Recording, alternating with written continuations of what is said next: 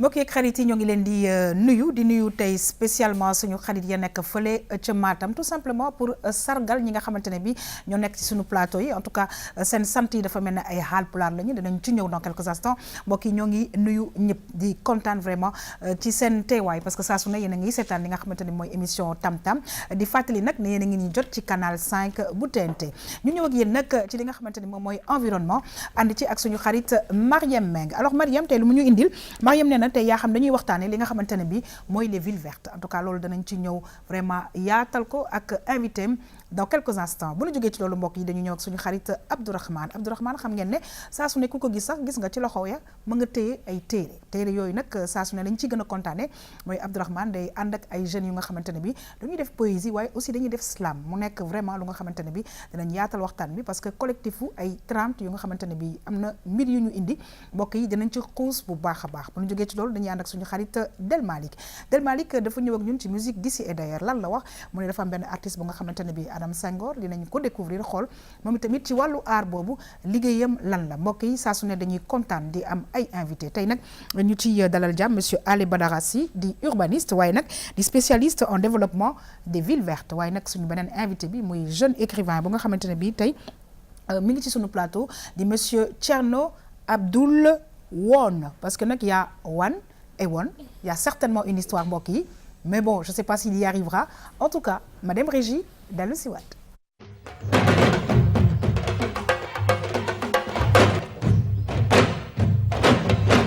waaw saa su ne nag dañuy kontaan di feggoog suñu xarit Abdourahmane parce que nag wax dëgg yàlla Abdourahmane na ma koy waxee àddina téere da cee am solo quel que soit téere bi nag téere nasaraan si ak yeneen i téere yu nga xamante ne bi macha allah dafay du def lu dul yokk doomu aadama en tout cas dañuy kontaan à chaque fois di feggoog yow te nag wax dëgg yàlla ñu ne diggee bor la saa su ne Abdourahmane nee na ma dinaa essayer bu dul tenue traditionnelle danaa indi karawaat ak benn téere kon nag bii muy karawaat bu bees boo xam ne man fekk naa bi ñu koy daaj yéen maa ngi lay nuyu yaa xam man tamit maa ngi lay nuyu di am toujours mbégte ak contentement comme toujours ni koy waxee bu yóbbaale sa bos c'est un énorme plaisir voilà de se retrouver là et chaque jour ñu am mbégte aussi di leen présenter ay ndaw yi nga xamante ne dañuy bay seen waa ci wàllu littérature mu doon lu am solo parce que littérature miroir la maanaam jànguwaay la dëkk nan lay doxee ak nan la taxawee et loolu am na solo très bien est-ce que sunu bibliothèque bi daal defe naa ne mi ngi gën di garnir incha allah très bien et ñu ngi ciy dugal roman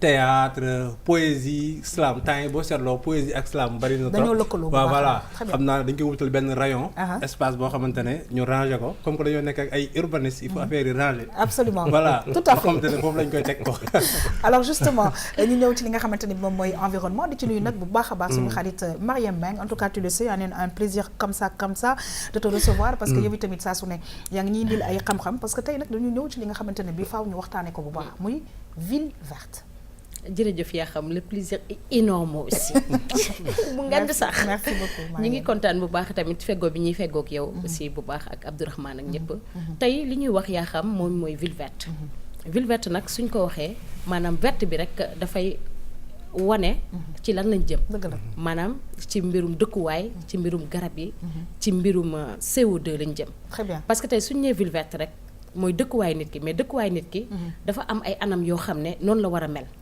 maanaam gis nañ ne yàq ndox yi bëri na gis nañ ne ni ñuy gaspiller énergie bëri na da ngay gis ku xëy toute la journée taal lampam fàtte ko fa bàyyi dem yooyu yëpp ci la bokk très bien gis nañ ne nag tamit garab xaw naa raar ci yenn dëkkuwaay surtout dans les villes alors que dafa am importance ci dunduñu doomu aadama bu importance bu am solo yaa xam danañ ci ñëw dans quelques instants en tout cas mbokk yi ñuy kontaan saa su nekk ci sunu ay invité di ci dalal le jeune Thierno Abdoul Wone di écrivain ñoo ngi lay nuyu di la dalal jàmm c'est aussi un plaisir di la recevoir fii ci plateau Tam Tam. ok maa ngi lay fay maa ngi leen di gërëm ci invitation bii nii surtout Abdourahmane moom je le connais très bien. aussi jot dañ fee ñëw benn première fois suñu premier recueil de poèmes intitulé Lumière des ténèbres. C'est Ousmane qui était là. comme benn collègue bi nekk ci biti. moom moo ko présenté woon bi pas daf ma forcé sax. ma ñëw fii ma ne ko non yaay dugg comme que yaay porte-parole bi yaay yow moom yaa te tu as l'habitude de parler avec les gens comme ça. man moom damay làqatu rek. ginnaaw mi bind rek jox ko xaw nga làqatu. très bien bon alors sànq maa ngi koy wax da nga ma wax carrément yaa xam c'est pas Wane c'est Wone. tu connais l'histoire ou pas? non.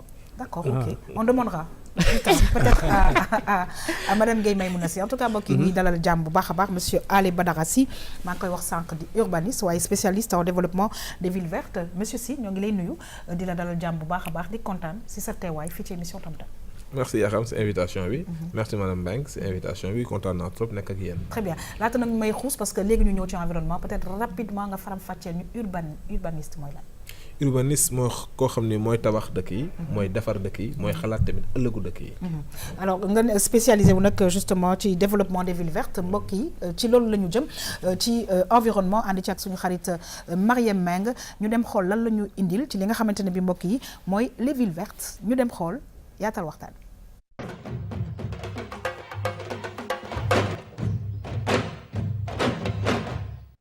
soo xoolee teeru yi dëkku teeru yi tey maanaam ville yi ju ci bëri ñu ngi jànkonte ay jafe-jafe mu nekk ci déchets yi mu nekk ci pollution bi mbaa mu nekk ci eaux usées yi donc modèle de développement ba nga xamante ne moom la ñu doon topp nekkul ba nga xamante ne mooy bi gën léegi ñuy soppi ñu ne léegi comme xam nañ ne suñu dëkk yi suñu développé yan jafe-jafe la ñuy jànkonteel donc nañu def benn modèle développement ba nga xamante ne léegi jafe-jafe yi dootuñ ko am ci la ñu wax ville verte et écologique maanaam def dëkk ya nga xamante ne dootuñu yàq énergie lamp yi du tàkk suba ak ngoon lampadaire yi maanaam li ñuy yàq di dox ci bëri wàññi yàq bu baax concentré aussi population yi ci zone ya nga xamante ne transport bi ak pollution bi dina wàññeeku donc modèle boobu dañ koo tabax wax dëgg yàlla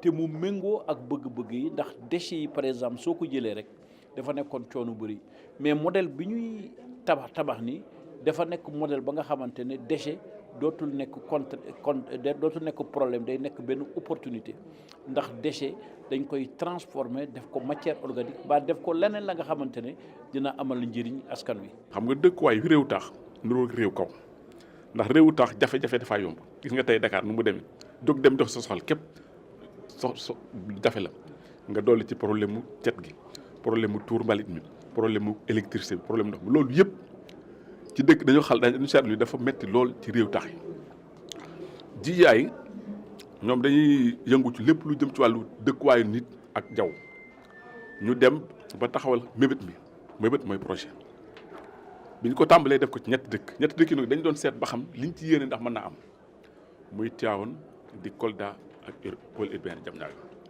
bañ ko fa dawalee ñetti dëkk yooyu ñu xam ne liñ ci doon wut am nañ ko ci xam nga loolu bu xasee ba am ñoom déjà dañuy gën a sawar ci yokk googu nag tey moom lañ doon mandargaal si léegi yóbbu nañ ko ci yeneen fukki dëkk ci Sénégal dëkk yu ci nekk ñu tànn ko ci nañ ko war a tànnee waaye dëkk yooyu mën naa cee wax ñaar bi ci njëkk mooy Diamniadio ndax Diamniadio dañu fa bëgg samp ab dëkk donc moom bii moo njëkk ci Sénégal ñu taxaw ni dañuy samp dëkk bi dañ ko bëgg mel nii ñu boole ci dëkk bu toll ni Touba lañ fa mas a xam mooy dëkkub diine waaye léegi dañoo dem ba dëkk ba soppeeku ca la fa nekk ci nit ak na mu dey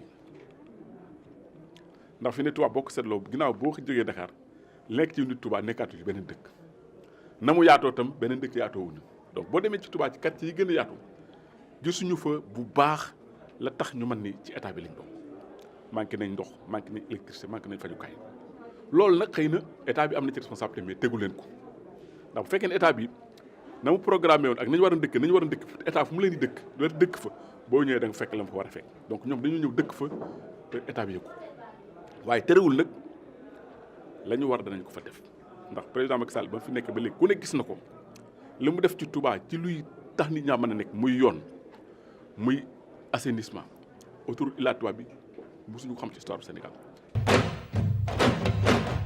Mariam dañuy kontaan bu baax a baax ci vraiment reportage bi nga ñu indil mu am solo parce que na ma ko jàngatee dafa mel dañu bëgg gën a organiser li nga xamante ne bii moom mooy ville yi pour que nit ñi seen dëkkuwaay mën a baax parce que nag bu ñu demee ba di ñu indil ay mbir yu mel ne ay déchets ay eaux usées ak ay pollution bi xool naka lañ koy saafaree defe naa ne ville verte yooyu am na solo.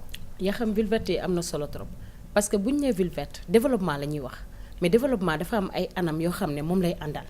parce que fi ngay dëkk tey foofu war na am yenn li nga xam ne mënut a ñàkk ci dëkkuwaay bi pour mu mën a yees pour nga mën ci taxaw ñu ngi wax sànq ci yàq yi yaa ngi gis eaux usées yu ñuy wax déchets plastiques yi ordures ménagères yi urbanisme yi nga xam ne duñu respecté bu ñuy tabax duñu respecté code de l'environnement dañuy ñëw jël espace bu ngand réduction yooyu yëpp moo waral ñu naan ville verte maanaam lépp loo xam ne nit ñi dañ naan lii déchet la wala lii yàquwaay la wala lii sonal nañu ci wàllu environnement ville verte bi moom da koy jël def ko opportunité mu doon avantage boo xam ne day jëriñaat nit ki. Très bien. déchet bi ngay jël di ko sànni ki ko sànni bi mu ko xasee ba sànni yaakaar na ni déchet bi lépp jeex na mooy ñàkk na ko mooy ak lii de mbalit la waaye mbalit boobu naka nga koy mën a jëlee ba def ko ordure dur maanaam mbalit mi tey mu mën ci jaay wala ñu mën ci trier valoriser ko def ko leneen loo xam ne dina jëriñaat askan bi. Absolument. gis nañ ci sax mbirum déchet plastique yi nga xam ne defoon nañ ko kon tey looloo waral ñu invité ki nga xam ne moom mooy monsieur Ali Badara ngir wax ko ni gis nañ ni waa ministère de l'environnement lëkkaloo nañ ak waa JJI am ab projet boo xam ne moom lañ tënk muy ville secondaire verte. On parle d'attitude éco-responsable ak de croissance responsable par rapport au développement tey ñuy waral seen projet boobu lan la ville verte boobu exactement concrètement lan ngeen ci def ndax gis nañ ni am na jéego yu ngeen jot a def ci phase pilote bi nga xam ne def ngeen ko muy ñetti dëkk Tivaouane ci la bokk Kolda aussi ci la bokk gis nañ ni aussi port urbain de Diamniadio ci la bokk projet bi en quoi ça consiste exactement lan mooy njëriñam. jërëjëf Mariam jërëjëf merci beaucoup sa invitation bi en fait suñuy wax ville verte dañuy wax ville verte parce que dafa am benn situation bu am situation bu am mooy que dëkk yi modèle développement bi ñu am mun ñu continuer noonu modèle développement boo xam ne bu ñu jëlee exemple Sénégal c'est dans l'anarchie c'est le non respect du code de développement et du code de l'environnement non indiscipline ngeen baal ma ci terme bi changement de comportement donc ville verte bu ñu koy indi il faut que ñu changer comportement population yi parce que ville verte mooy ville du suba mooy ville du ëllëg te bu ñuy wax ville verte dafa fekk ni que aujourd'hui li ñuy waxee ci tubaab l'urbanisation est inévitable urbanisation day gën di jëm kanam ville yi dañuy gën di rëy te ville yi plus ñuy gën di rëy plus ñuy gën di vulnérable ci lan vulnérable surtout ci changement climatique ville verte dafa ñëw pour atténuer wu vulnérabilité ville yi ci changement climatique en quoi faisant en apportant des solutions indi ay solutions yoo xam ni ci ay secteurs yu bëri la duñu ñëw seulement ci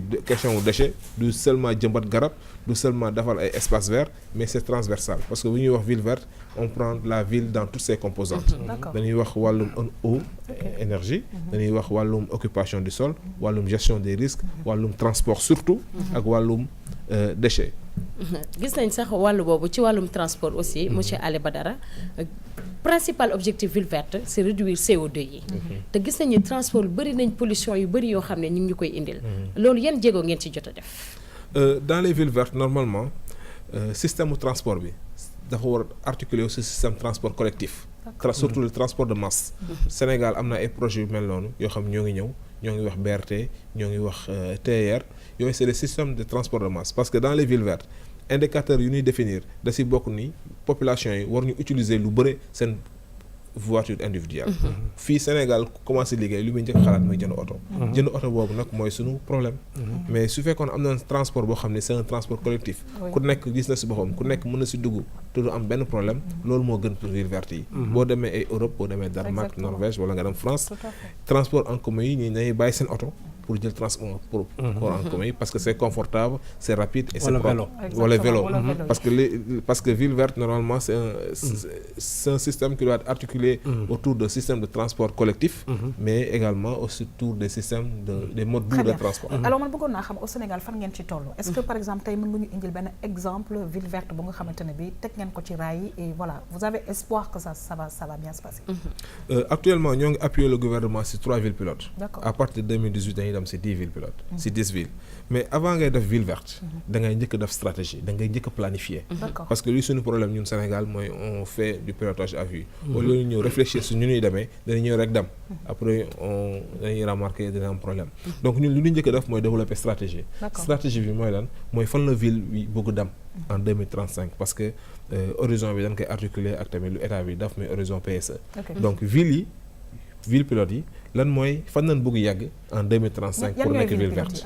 C'est la ville de Tivaouane. D'accord, comme elle l'a dit tout à l'heure. Voilà, Kolda ak pôle urbain de Diamniadio. Ñu différencier pôle urbain de Diamniadio ak ville de Diamniadio. D'accord. Donc ville yooyu bu si nekk dañ lay defal stratégie demal la feuille de route. Feuille de route bi c'est un ensemble de projets et de programmes yoo xam ne ñoo lay jàppale pour nga nekk ville verte à un horizon donné.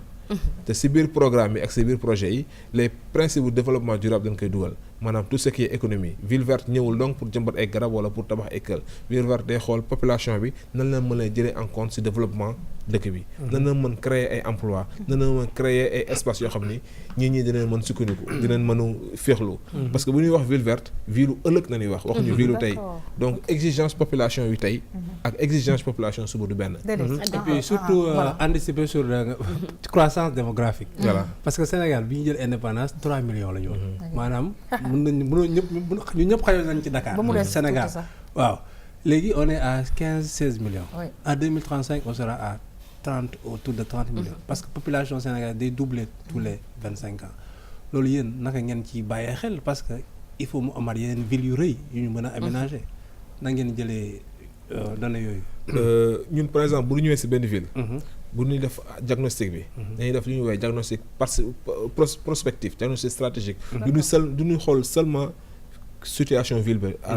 actuellement. mais ñuy xool situation bi dans 35 ans. bu ñu jëlee Kolda par exemple Kolda bu ñu defee diagnostic formuler vision bi ñoom xam na ni seen dëkk dafa ndaw. te xam na ni day agrandir wu. donc ñoom si seen biir vision dañ si boole communauté bi. La communauté urbaine les questions liées à l'intercommunalité parce que développe bi dëkk bi day agrandir donc bu ñuy def ville verte waratuñu yem dong ci biir Kolda mais dañuy xool également ñu mu dandal parce que boo waree tabax ay infrastructures comme par exemple fu ñuy tuur mbalit yi comme par exemple fu ñuy tuur centre d'enfouissement technique yi yëpp mënatuñu xaj ci ville yi boo gisee sax Dakar problème boobu nañu am ñu jënd CIT bi jënd aéroport bi jënd centre bi parce que lépp xajul ci ville bi donc questions yooyu da nga koy adressé booy def ville verte les questions liées à l'intercommunalité les questions liées au développement spatial de la ville et surtout les questions de changement de comportement ci loolu daal kon mën nañ ne croissance économique ak croissance écologique ñoom ñooy ànd ndax bu ñu gisee matuwaay yi nga xam ne moom nga ñu waxee gis nañ itam éco-responsabilité war na ci am njëriñ ndax nit ki nga xam ne moom moo nekk ci benn dëkkuwaay war nay bàyyi xel bu baax maanaam yàq bi gaspillage bi bari na lool tey dañuy xool au niveau des universités tey boo fa demee yenn étudiants yi dañuy bàyyi tout le temps lampe yi di tàkk wala leneen c'est pas une question que ni c'est l'état juste qui paie mais nit ki war nga am benn responsabilité boo xam ne moom nga war a accompagner wu par rapport à l'éco-responsabilité yéen yan stratégie ngeen ci jël ak yan indicateur aussi la ñuy def pour espérance de vie de ville verte.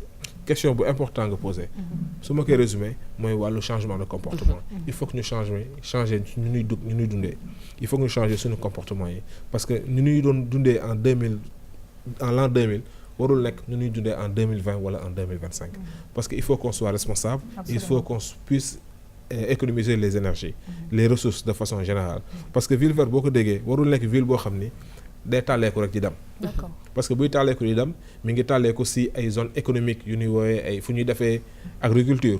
fu ñuy defee élevage te yooyu tamit ñooñu il faut ñu jël leen en compte ci développement ville bi. donc c'est des zones économiques yu ñu war considérer comme des zones économiques comme le plateau comme Almadies. ville verte bu ñu koy defar waruñu tabax seulement ville ne fii la ñuy dëkk fii la ñuy liggéeyee. fii la école yi nekk non. ville verte dafa war promouvoir mixité fonctionnelle ñi ñu war dëkkandoo ensemble fi ngay liggéeyee du sore fi ngay dëkk proximité am ñu mën échange mën a am. parce que alors c'est vrai que tout à l'heure da nga wax changement de comportement alors man j'ai une question par rapport à la sensibilisation est-ce que sensibilisation bi xalaat ngeen ne que vraiment il faut que ñu dooree ko ci base bi c'est-à-dire sensibiliser les plus jeunes pour que ñu xalaat li nga xamante ne bi mi ngi yeggseegul mooy ville verte naka lañ fay dëkkee et cetera. Bonne question.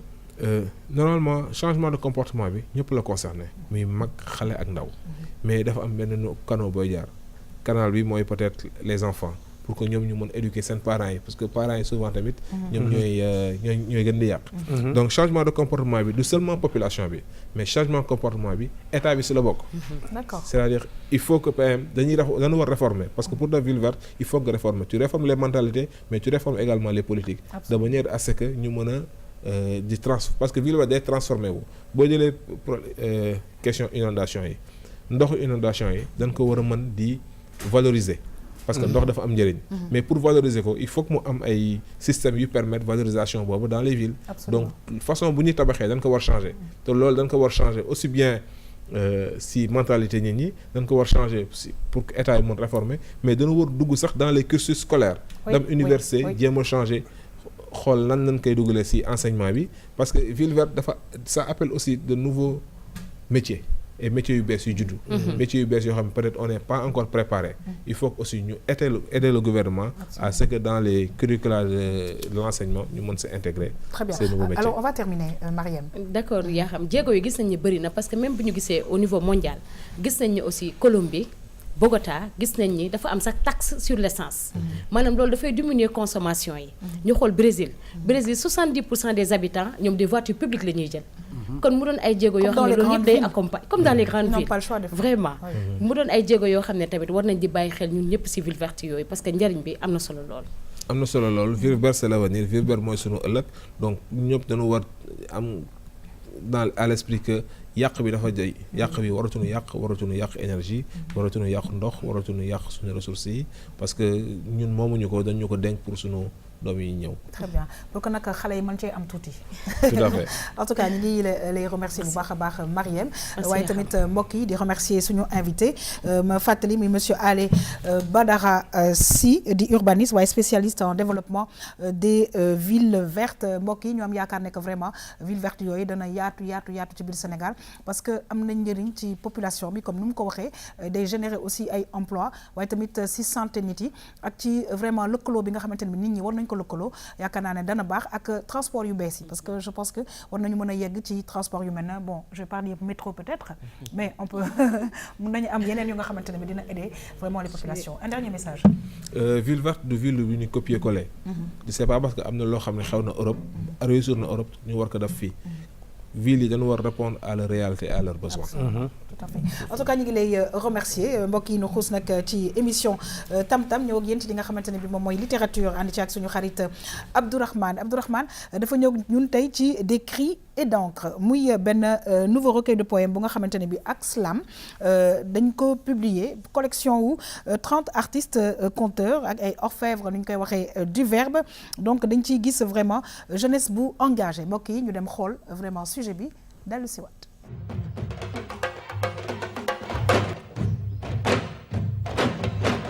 de cris et d'encre moom livre la boo xamante ni ay ndaw ñoo ko bind te bind bi ñu ko bind ndaw ñi ko bind dañu nekk ay ndaw ñoo xamante ni ñoom dañoo engagé ci lépp loo xamante ni daa bokk ci liy soqali réew ci liy jëmal réew kanam moo tax tey jii ci lu ñuy wax la littérature engagée wala la poésie engagée tey jii loolu ngay mun gis ci de cris et d'encre nga xamante ni ñi ko bind ay poètes lañu ak ay slameurs nekk ay jeunes yoo xamante ni ay sénégalais nañu am na ci yeneen nationalité am na ci ay comoriens am na ci ñoo xamante ni actuellement ay Sénégal nañu mais ñu ngi en Europe. recueil bi am na 35 poètes ak slameurs xam nga loolu nekkul lu ndaw donc ku si nekk je pense que am na ay ñi am na ñaar ñi ñett ñi benn mais bu ma compter poèmes yi ak slam yëpp toll na si 73 slam ak poésie donc loolu nekkul lu ndaw c'est rare nga gis lu toll noonu si benn recueil généralement recueil ay 30 40 maximum 50 poèmes moo si nekk. mais bii dem na ba 73 poèmes islam mu doon loo xam ne lu am solo la nag. importance bi mooy ñu xam ni de cris et d'encre livre la bi nga xamante ni ñu ko bind ay ndaw nanu ñii nga xamante ni ay étudiants nanu ñenn ñi ay élèves ñenn ñi ay enseignants ñenn ñi ay professeurs maanaam nekk ñoo xamante ni dañoo impliqué seen bopp ci loolee ñuy wax la bonne gestion de la communauté ou bien la bonne gestion de la cité. boo seetloo slam ak poésie dañuy dénoncer lu bari quoi. mais dénoncer mën nga ko wax avec des mots assez bu nopp mën a dégg mais bu fekkee ne ay saaga la wala ay ŋaañ wala ay dénigrement wala mu doon loo xam ne da ngaa sàcc mbiru jàmbur loolu moom du ma ko jël du ma ko laal mais bu fekkee ne affaire bi non seulement baax na mais saaga woo kenn ŋaañuloo kenn te jëluloo tamit bindu kenn je pense que man en ce qui me concerne man loolu mooy sama seul critère ñoom nag seen biir ñoom ñoo xam yan critère lañu sélectionné seen auteur parce que collectif bi ëpp na 100 personnes mais 35 lañu choisir thèmes yu bëri yoo xamante ni les couches vulnérables ñi nga xamante ni leen di fàtte lu ci mel ne taalibe yi lu ci mel ne buujumaan yi lu ci mel ne ay immigration ndax wax nañ ci taalibe wax nañ ci buujumaan wax nañ ci immigration clandestine wax nañ ci politique actuelle bi nga xamante ni moo am ci Sénégal am ci adduna bi wax nañu aussi ci maanaam la femme africaine nga xamante ni c'est une femme de valeur wax nañ ci sunu yaay yi donc thème lépp loo xamante ni laal na société lépp loo xamante ni mun na dimbali doomi aadama lépp loo xamante ni day njëriñ loolu wax nañ ko ci biir de crise d'encre moo tax livre la boo xamante ni maanaam soo koy natt solo si daa bëri moo tax képp koo xamante ni am nga chance jënd ko lire ko di nga am ak jàngat yu bëri boo xamante ni di nga ko ci def ndax dina la dimbali ci maanaam yee la ci wàllu adduna yee la ci loo xamante ni ndax waxaale nañ sax ci wàllu spiritualité ndax xamante ni jeunes yi tey jii ñi ëpp si ñoom waxuñu wàllu spiritualité waaye ñun de crise d'encre soo ko liree wàllu spiritualité da nga ko ciy gis wàllu temporalité lépp loo xamante ni daal nit ki mi ngi koy dund mu am rapport ak la divinité yàlla mu am rapport ak la société maanaam doomi aadama yi loolu yëpp mun nga ko gis tey ji ci biir livre boobee ñuy wax de crise d'encre. de crise d'encre man maa ngi ko proposé parce que ñoom beneen titre la ñu joxe woon mais bi ma liiree recueil bi bon je me suis rendu compte que ne bii mooy titre boo xam ne moom moo méngoo recueil bi ma proposé leen ko ba ñoom bi ñu ko discuté seen groupe de WhatsApp ñu d'accord ne effectivement titre bi ñoom vraiment kii ne leen daal neex na leen ñu choisir ko noonu la demee.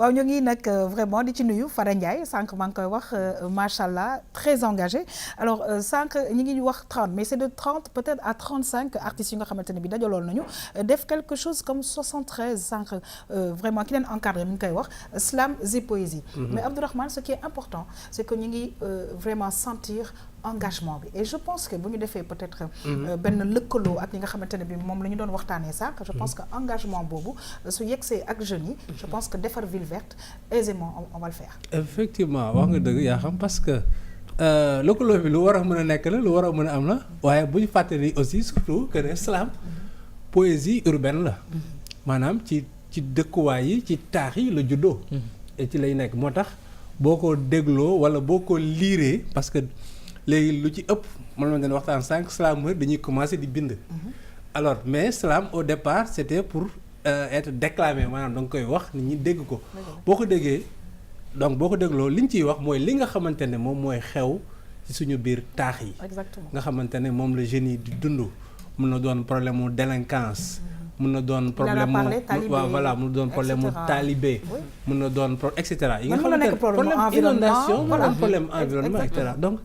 maanaam c'est un art urbain moom li nga xamante ne moom moo ànd ak ay graffiti affaire yooyu ñooy ànd alors boo xoolee sax fii Dakar gis ay projet aménagement wala urbanisation xam la lañ ko mun tuddee en tout cas projet yoo xamante ne dañuy tabax ay infrastructure lu mel ni autoroute à péage bi wala affaire yooyu da ngay gis ñu ànd ci ay graphistes bah oui ñu ñëw boole ko donc art urbain la mook c'est né dans la ville moo tax c'est pas un hasard aussi maanaam nekkul loo xamante ne nii bu ñu xoolee recueil de poèmes bi nga xamante ne nii moom la ñuy présenter tey sur le plateau ñu tuddee que mot à mot ñu tuddee ci boo ko tijjee di nga gis benn poème boo xamante ne ñu ngi ko tuddee ville.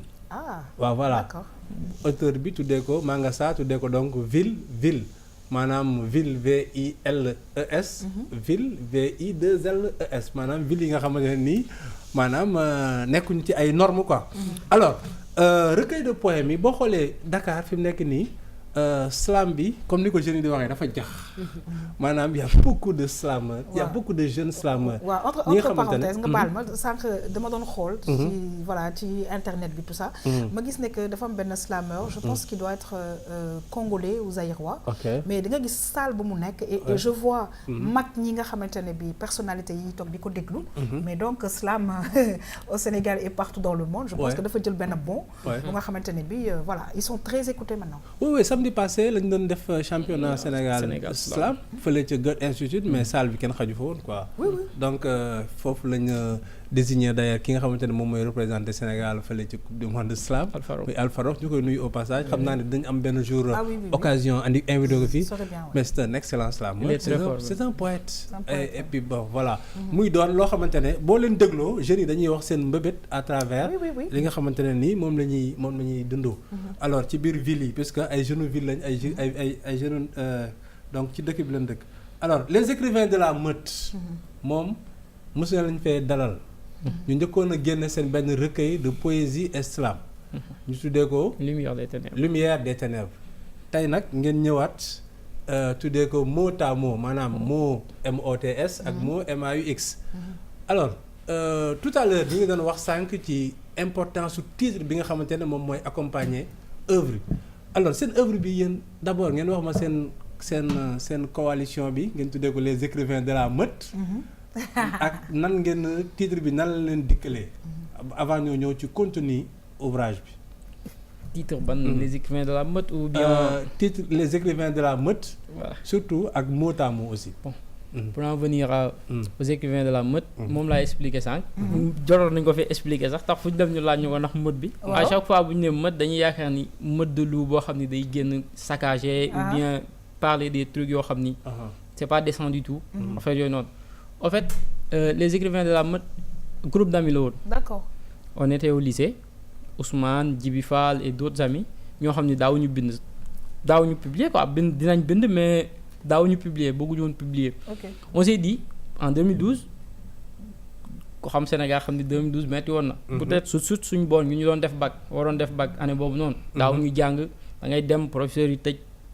génn dem ci privé yi tout ça. Okay. On s'est dit ñun comme que dañuy bind. léegi dañuy teg benn genre collectif boo xam ne day génn kaas loolu yooyu noonu. ok. am na texte yoo xam ne sax ci premier recueil bi Lumière des ténèbres. ci prof yi lañ doon wax affaire yooyu noonu. ba am na ci prof yoo xam sax dañu ñoo taakale. dañu noo yéen li ngeen xam ñoo leen ko jàngal ngeen génn. di ñu xas comme ça affaire yooyu noonu. mais avec les mots qu'il faut. voilà voilà. benn rage la woon. boo xam ne dañ ko woon a génne quoi. exprimer wu mais pas. de façon acerbe mais pas du tout boo xam ne c'est pas day voilà day génn cadre leneen quoi. on s'est dit que léegi nañ ko tuddee la meute lañ njëkk a wax sax mais après on s'est dit non nañ ci yokk les écrivains de la meute pour aspect humanité bi quoi mu génn parce que boo nee meute rek ñëpp lu la ñuy xalaat mais bu ñu nee les écrivains de la meute bon personnifié nañ affaire yi un peu. alors ngeen di dox ba léegi génn ngeen seen deuxième recueil de poèmes. oui. alors deuxième recueil de poèmes bi est-ce que mën nga ñu ko présenter brièvement fii tamit am na plus de ñaata. 51 55. 51 55 plus de 50 en tout cas poèmes ak slam. ngeen nekk ci à peu près yow bind nga ci une trentaine. 35 waaye 35. Abdoul waaye 35. waaw préparer sam bi nga war a terminer. donc nga expliquer ñu un peu yéen nan ngeen composer livre bi est-ce que da ngeen établir doon ay critères. ay thèmes. ak nan ngeen sélectionner ñi nga xamante ne ñoom ñoo bokk ci livre bi. waaw. en fait début bi maak Ousmane ñoo ko woon a publier. parce que y avait Djibi mais moom léegi newutu fi mi ngi woon ci premier recueil bi léegi dugg na armée tout ça mi ngi formation gendarmerie. ok léegi on s'est dit maak Ousmane ñu ne bon léegi comme que demee na noonu ñun nañ bind œuvre bi nañ ko continuer. am problème ñun ñaar. mais après Ousmane m'a contacté comme que man maa ngi Dakar mais moom mi ngi Thiès. mu woo ma ne ma. est-ce que tamit du ñu indi du 109 dugal ci jigéen ma mbëggee xam ni yàgg naa bind ma mbëggee yàgg na bind mais moom it xaw ma dafa ñëw publier tout affaire yooyu noonu léegi mu ne ma nañ leen ci dugal affaire yooyu noonu ma ne ko wee ce serait bien ñu dugal leen ci dina indi benn façon d'écriture boo xam ne bu bees lay doon parce que maak Ousmane boo xoolee suñuy bind c'est un peu lié day xaw a nduroo. yéen a bokk source d'inspiration. voilà parce que depuis l'enfance ñooy ànd. ba ñu nekkee xale ba léegi ñooy ànd. primaire ba université ñooy ànd. donc dina changer tuuti monotonie livre bi quoi. léegi après sañ leen contacter parce que Mbëggee ak Aziz Diouf ñu ngi ci groupe bi en fait groupe kii bi les écrivains de la meute groupe kii la Facebook. d'accord il y a 1000 et quelques personnes mais. benn groupe restreint moo ko kii moo ko tënk ñu si des dañuy participer nii rek léegi ñu contacter leen après wax leen ko ñu ne bon d'accord ñoom dinañ contribuer léegi au final dem nañ sax ba pare livre bi ñoom yónneewuñu woon seen texte. ma ne Ousmane donc kon publier ko noonu comme que yónneeguñ texte yi mais après la ma Ousmane woon ne ma non Aziz yónnee na ak Mbëggee moo tax sax mu demee nii parce que ñoom ñoo boo xoolee ñoom ñoo mujj si. waaw ñoom Mbëggee la voilà alors man j'aurais bien aimé alors bi ma naan da ngeen ma jox kenn ci écrivain yi maanaam parmi les jeunes loups alors bëggoon naa gis Mame Mbëggee Dièye man j'ai beaucoup aimé sa poésie mu doon loo xamante ne dafay andi benn touche xam nga les femmes de tendresse de finesse boo xamante ne et c'est toujours agréable surtout boo leen ko tegee vers la fin alors ce qui fait que c'est elle qui fait un peu le piment wala mooy def cafka recueil de poèmes bi alors ñu ngi koy wax sànq nekkoon nañ dans la ville gis nañ mooy écrit mooy livre bi nga xamante ne mooy donc recueil mooy poème bi nga xamante ne moom la Mangasa bind mu tuddee ko ville. Alors les thèmes là comment vous les choisissez ou bien est-ce que vous vous imposez des thèmes est-ce que aussi yéen da ngeen def ay je sais que les jeunes écrivains sont très solidaires est-ce que da ngeen jàppalante seen biir def ay ateliers d'écriture pour ñu bëgg a publier poème comment ça se passe? Et pour moi qui vous relie? Ouais. Qui vous relie? Ouais. Qui nous relie? Oui. Bon xaaral ma njëkk a tontu kii ba pare. En fait livre bi. Ousmane moom moo organiser livre bi comme ça. Parce que ba le passé boo xoolee amul woon ay thèmes amul un livre de affaire yooyu noonu. mais bi daf ma wone ma. affaire yi faa ñu def ko ay thèmes. mais thèmes yi nag tënkuñu quoi. parce que man damay bind rek yónnee ko. am na sama texte yoo xam ne sax amul titre. moom laa ko yónnee moom moo si def titre.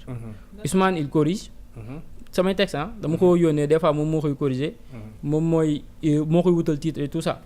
léegi nag bañ ko yónnee affaire yi moom moo classé def ko par thème. ay la mort affaire yooyu noonu. ainsi de suite pour dire vrai livre bi ba léegi man liiruma ko. en entier parce que man j'aime pas lire mes écrits quoi. ma bindee par du ma ko lire. d'accord. peut-être lire naa passage yu Mbëggee ak Aziz ñoom ñaar moom dama leen di lire. parce que des fois sama téléphone laa koy lire sax saa yu ma ko ubbee dama koy liiraat. parce que ñoom voilà. d'accord alors problème mu correction relecture. voilà muy ñu mun ko boole ci problème mu édition aussi boo ci mën a tontuwaale est-ce que am ngeen problème aussi. éditer livre bi génn ko est-ce qu'il y a eu des difficultés? Non bii nii amuñu si woon problème mais premier recueil bi amoon nañ problème bu ngand sax fii nii Sénégal pour ñu éditer ko. parce que livre boobu c'était tellement engagé. am na kii yu bari ñu approché mais bañ ko liiree dañu ne woon faa ngeen dindi yenn textes yi faa ngeen censurer ko yenn textes yi faa ngeen. alors justement ma revenir ci sama question. qui vous relie est-ce que da ngeen di xaar ba dem ci maison d'édition yi wala am ngeen genre benn mentor boo xamante ne bi après les écritures da ngeen koy jox mu xool voilà donner son avis. non Ousmane moom mooy boo xoolee moom mooy defaat correction bi. bu njëkk ba maa ngi moom ñoo ko corriger quoi. d'accord ñoo ko liiraat affaire tout ça def correction bi tout.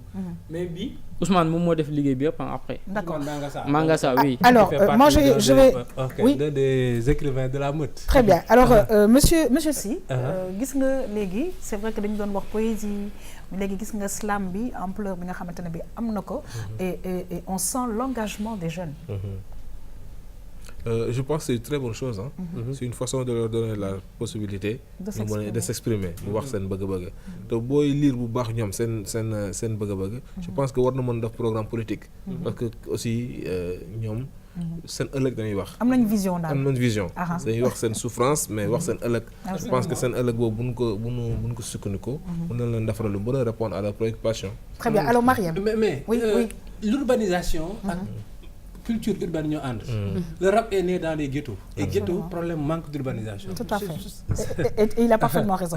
Oui Mariam. yaa xam slameur yi am nañ solo loolu am nañ njëriñ tamit parce que bu ñu gisee ni l'éditeur quand il parlait mi ngi wax naan bëgg nañu ñu xool nu ñuy wax mën nga exprimer wu te doo saaga te doo xas mi ngi naan même le choix des textes. dafay xool ñi nga xam ne duñu wax lu dur duñu saaga duñu xaste.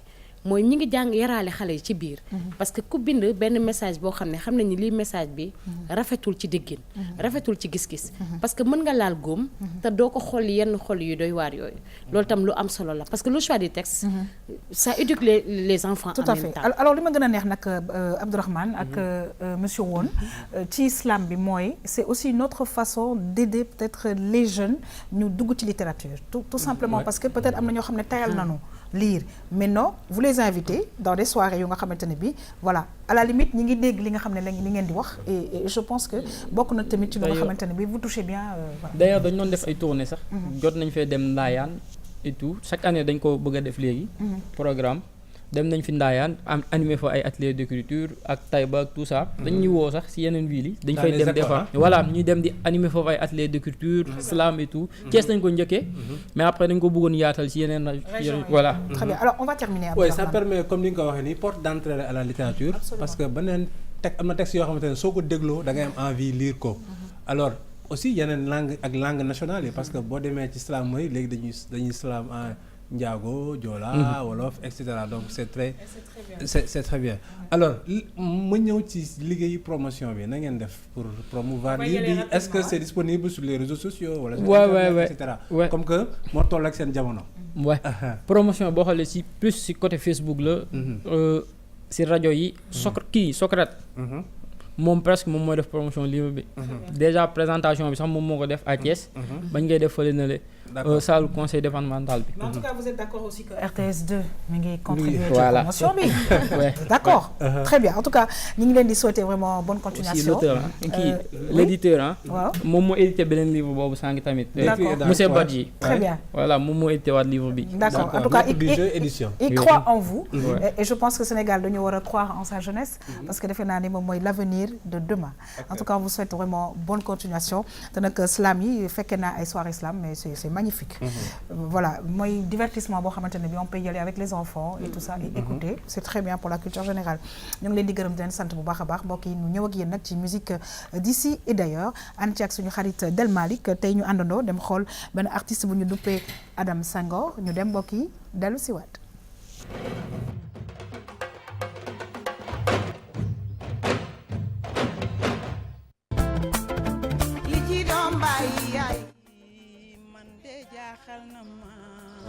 Ali ci doom de yaay man de jaaxal na ma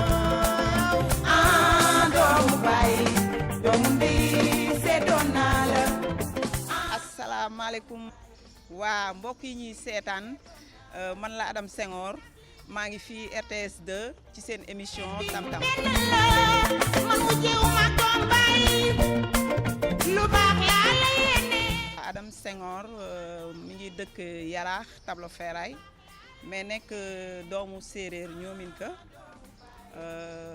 bon nekk daal di yëngatu ci musique bi ma ko commencé yàgg na trop vraiment boo xoolee war na mat ay 18 ans ma commencé mais dama commencé woon ci théâtre dama doon def ay chœuru théâtre donc bi ma demee ba xam ne aussi sentir naa sama bopp ci musique bi ma commencé di répéter ak ñoom Mamadou Lamine Mayga loolu yàgg na trop vraiment ñu nekkoon Grand Dakar di répéter foofu ñun ak ñoom Abraham Pipo Diop ñun ñoo doon defandoo aussi ma topp seen ginnaaw ñu may formé waale donc loolu la daal.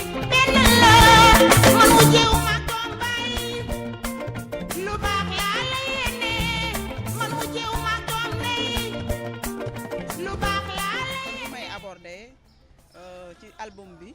am na doomu baay am na wujjeedu noono am na paix en Casamance am na jàmbaar yu njëkk ya daal maanaam di leen delloo njukkal am na Sida am na aussi Adam Cumbe waaw am na dëkkandoo.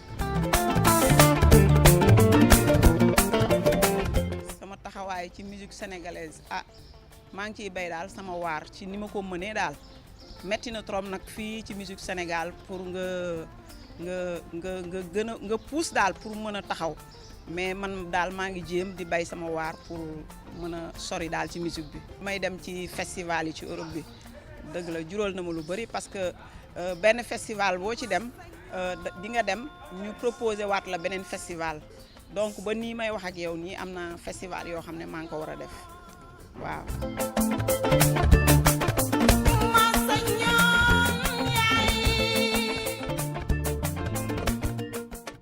am naa njaboot kay niñ ko gisee xam nga yaayu musicien moom boo ko amee moom da ngay comprendre rek léeg-léeg nga bàyyi ko fa ne ko damay jouer ji fii damay dem fii comme barki démb rek maa ngi woon Douta Seck Latir moo fa amoon benn anniversaire maa ngi woon foofu di dem këral ko parce que comme séeréer la may séeréer muy woy ci séeréer mu woo ma bàyyi ko fa te njaboot gi dama koy jël rek wàcc leen seen kër maam après dem mais ñoom dañuy comprendre loolu parce que ñoom sax dañuy woy ñoom dañoo commencé di woy parce que ku sa papa di woy sa yaay di woy donc noo def nga woy daal waaw. Afrique lu la cuguy ki Casamance fati ñaana keroog jing na fa keer message bi di gërëm waa Tam-Tam di leen gërëm yéen ñëpp waa RTS 2 daal di leen gërëm di leen sant di gërëm waa Yarax yëpp di rafetlu émission Tam-Tam vraiment keroog jing na fa keer.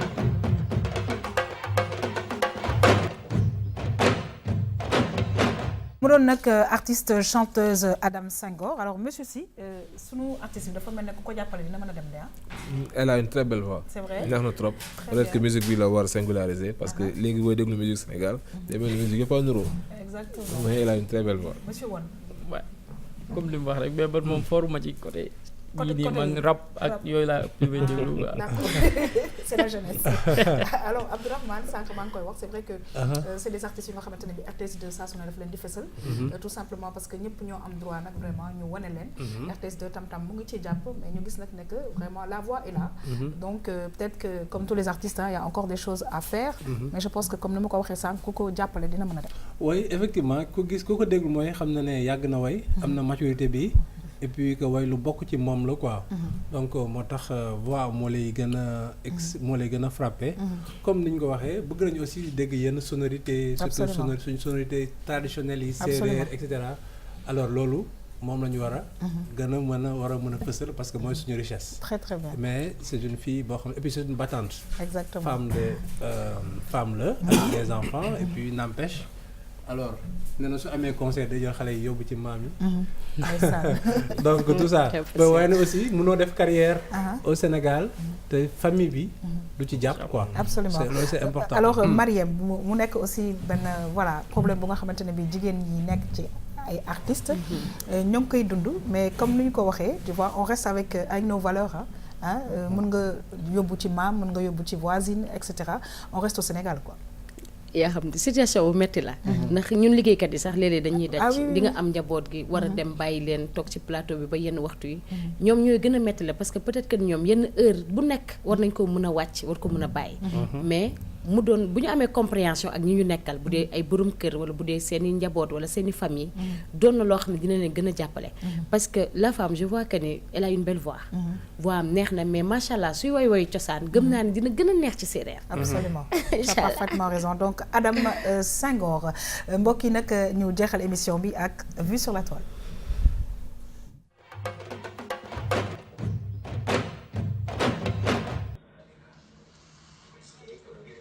What are you doing?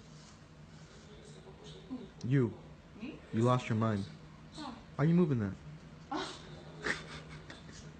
What's wrong? Do you need a break?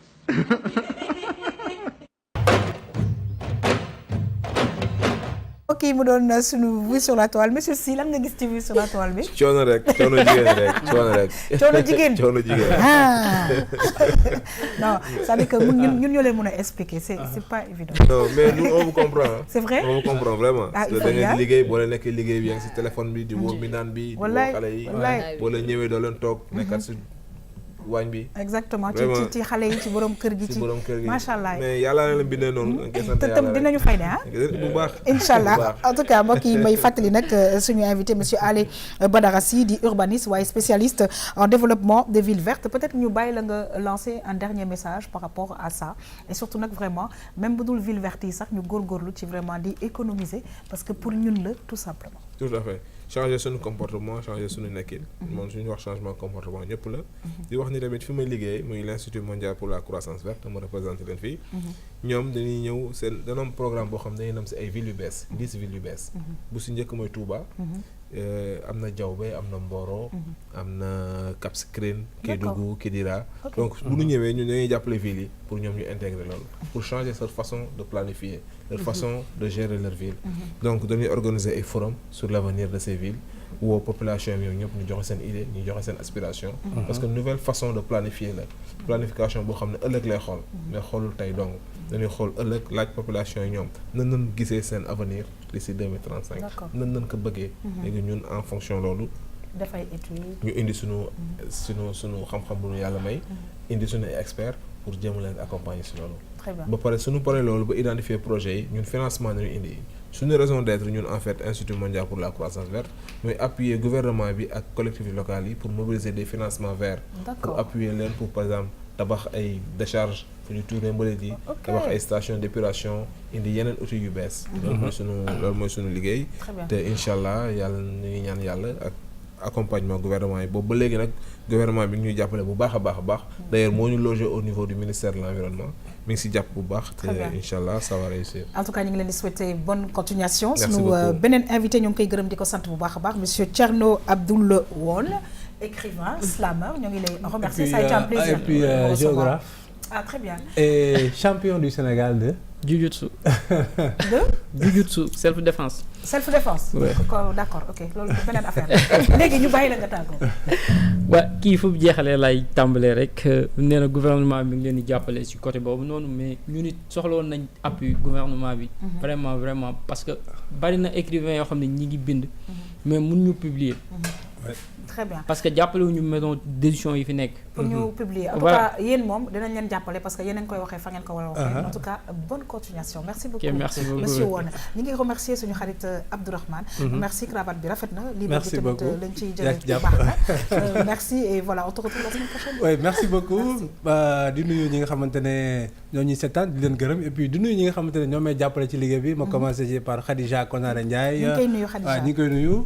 Et puis Diegane Oumignan, Très bien. Cheikha Assana Fall, etc. ñu ñëpp maa ngi leen nuyu. Merci beaucoup. Et puis voilà di leen wax à la semaine prochaine. Inch'Allah, merci pour beaucoup un Abdourahmane. nouveau livre et puis voilà. Une cravate. ñu ngi remercier Mariam. Ça a été un plaisir de te recevoir Mariam. merci beaucoup Yakham. Merci. ñu ngi lay jaajëfal bu baax. Merci tamit Mariam. merci beaucoup. mbokk yi maa ngi gërëm comme ni ma ko defee saa su ne toutes les équipes techniques yi nga xamante ne bi ñooy ànd ak ñun di liggéey waaye di remercier Sally Anne Labrosse mi nga xamante ne bi mooy jaar ci bopp bi 77 537 67 68 di leen jox rendez-vous incha allah suba pour beneen émission Tam Tam bonne suite des programmes sur la RTS 2 au revoir.